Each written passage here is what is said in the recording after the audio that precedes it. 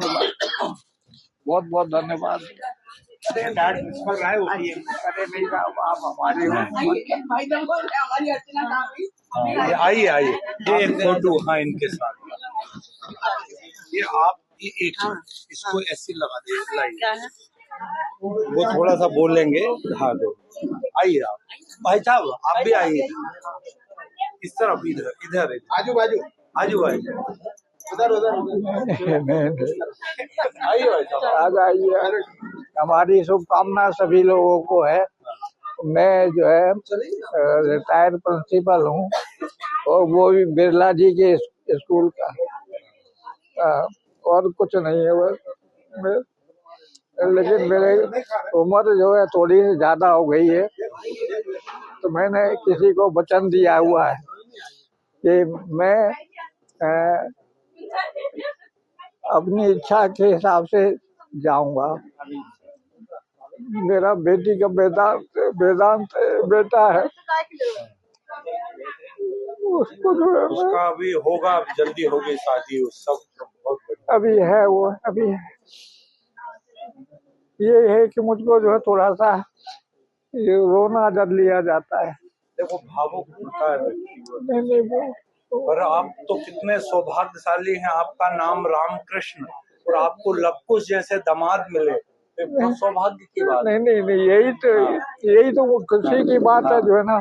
मेरा नाम रामकृष्ण है, और मुझको दामाद जो है, मेरी बेटी भी जो है ना किरण, जब मैं शादी करने आया था तो सबसे बड़े जो है ना मेरे समधी, बहुत बहुत ही दुनिया में शायद ऐसे कोई नहीं मिलेगा। दुनिया में ऐसा शायद कोई समधी भी नहीं मिलेगा जैसे देवीचरण जी थे। नहीं, कोई परिचय भी नहीं था। इनकी माँ जो है हॉस्पिटल में भर्ती थी आगरे में, ये आगरे से बीएससी की है। तो इनकी एक नहीं इनकी रिश्तेदार लगती थी। वो बोले थे कि जो है अब तो खत्म हो गई है, बेटी की शादी करनी पड़ेगी। मेरे रिश्तेदार एक है जबलपुर में, लेकिन मुझको नहीं मालूम था। जब मैंने संबंध करने आया तो मैंने कहा अगेन में मेरे यहाँ कोई काम नहीं होता है। तब किरण बिटिया ने मुझको बोला था कि आप बुलाई पाए, लेकिन मुझे नहीं मालूम था कि मेरे बीच में और इनके गांव के बीच में रेलवे लाइन है, मुझको नहीं मालूम था। वो तो बाद में पता चला कि ये तो मेरे गांव के पास के ही है। लेकिन सब भाग्य की बात सब भाग्य की।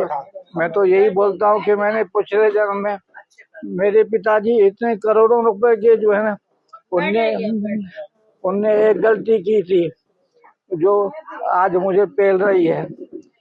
वो गांव में, आसपास के गांव में लोग, गरीब लोगों को भैंसे खरीद दिया करते थे, और घी और बदले में घी लिया करते थे। तो घी के किसी का घी लिखना भूल गए।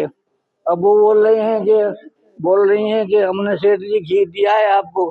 सेठ जी बोल रहे हैं घी नहीं दिया है आपने। और तो अरे भाई, किसी भी गरीब की हाय तो लगती ही है। उनने बोला कि तुम्हारे बेटा अपने मन में कहा होगा कि मैंने जो है, मेरे पिताजी ने पूरा गांव का गांव, खेत के खेत, बाग के बाग लोगों को दे दिए थे। मैंने कहा था कि मुझको नहीं, मुझे कोई तकलीफ नहीं, मुझे दो घर दे दीजिएगा। मुझको दिए वो 4 मंजिल, 1 मंजिल 2 मंजिल का मकान एक और दे दिए।